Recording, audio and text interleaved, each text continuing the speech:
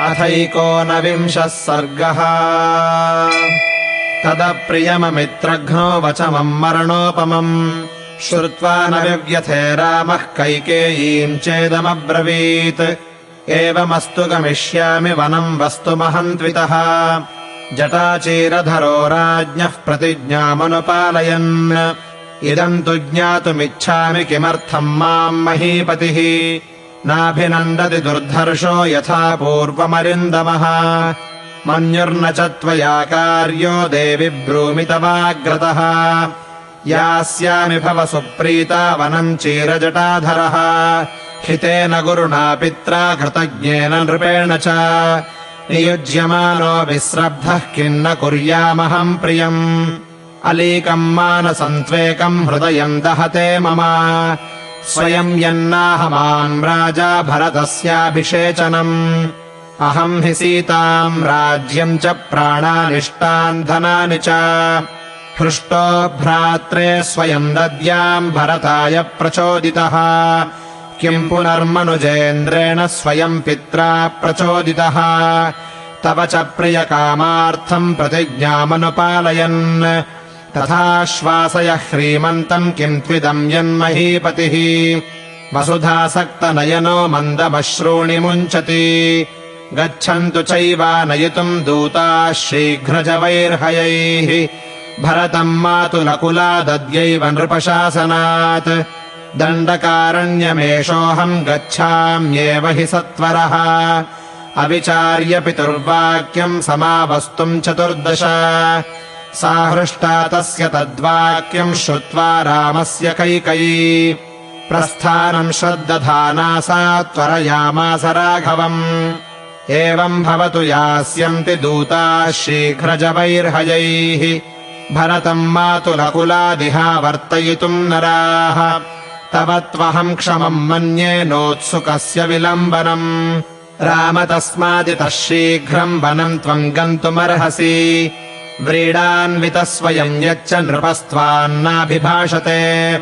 नैतत्किञ्चिन्नरः श्रेष्ठमन्युरेषोपनीयताम्। यावत्त्वन्न वनम् यातः पुरादस्मादतित्वरम्। पिता तावन्न ते रामः स्नास्यते भोक्ष्यतेऽपि वा। धिक्कष्टमिति निःश्वस्य राजा शोकपरिप्लुतः। मूर्च्छितोऽन्यपतत्तस्मिन् पर्यङ्के हेमभूषिते। रामोऽप्युत्थाप्य राजानम् कैकेय्याभिप्रचोदितः। कषयेव हतो वाजीवनम् गन्तुम् कृतत्वरः। तदप्रियमनार्याय वचनम् दारुणोदयम् श्रुत्वा गतव्यथो रामः कैकेयीम् वाक्यमब्रवीत्। नाहमर्थपरो देवि लोकमावस्तुमुत्सहे। विद्धि माम् ऋषिभिस्तुल्यम् विमलम् धर्ममास्थितम्। यत्तत्र भवतः किञ्चिच्छक्यम् कर्तुम् प्रियम् मया। प्राणानपि परित्यज्य सर्वथा कृतमेव तत्। न ह्यतो धर्मचरणम् किञ्चिदस्ति महत्तरम्। यथा पितरि शुश्रूषा तस्य वा वचनक्रिया। अनुक्तोऽप्यत्र भवता भवत्या वचनादहम्। वने वत्स्यामि विजने वर्षाणीह 14। नन्यूनम् मयि कैकेयि किञ्चिदाशंससे गुणान्। यद्राजानमवोचस्त्वम् ममेश्वरतरा सती। यावन्मातरमापृच्छे सीताम् चानुनयाम्यहम्। ततोऽद्यैव गमिष्यामि दण्डकानाम् महद्वनम्। भरतः पालयेद्राज्यम् शुश्रूषेच्च पितुर्यथा। तथा भवत्या कर्तव्यम् स हि धर्मः सनातनः। रामस्य तु वचः श्रुत्वा भृशम् दुःखगतः पिता। शोकादशक्नुवन् वक्तुम् प्ररुरोदमहास्वनम्। वन्दित्वा चरणौ राज्ञो विसञ्ज्ञस्य पितुस्तदा। कैकेय्याश्चाप्यनार्याय निष्पपातमहाद्युतिः। स रामः पितरम् कृत्वा कैकेयीम् च प्रदक्षिणम्। निष्क्रम्यान्तः पुरात्तस्मात् स्वम् ददर्श सुहृज्जनम्। तम् बाष्पपरिपूर्णाक्षः पृष्ठतोऽनुजगामः।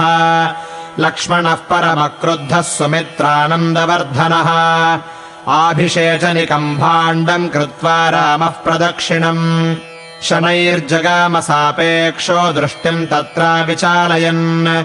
न चास्य महतीम् लक्ष्मीम् राज्यनाशोपकर्षति लोककान्तस्य कान्तत्वाच्छीतरश्मेरिवक्षयः न वनम् गन्तु कामस्य त्यजतश्च वसुन्धरा सर्वलोकातिगस्येव लक्ष्यते चित्तविक्रिया प्रतिषिध्य शुभम् छत्रम् व्यजने च स्वलङ्कृते विसर्जयित्वा स्वजनम् रथम् पौरांस्तथा जनान् धारयन्मनसा दुःखमिन्द्रियाणि निगृह्य च प्रविवेशात्मवान् वेश्ममातुरप्रियशंसिवान् सर्वोऽप्यभिजनः श्रीमान् श्रीमतः सत्यवादिनः नालक्षयत रामस्य कञ्चिदाकारमानने उचितम् च महाबाहुर्न जहौ हर्षमात्मवान् शारदः समुदीर्णांशुश्चन्द्रस्तेज इवात्मजम् वाचा मधुरया रामः सर्वम् सम्मानयञ्जनम्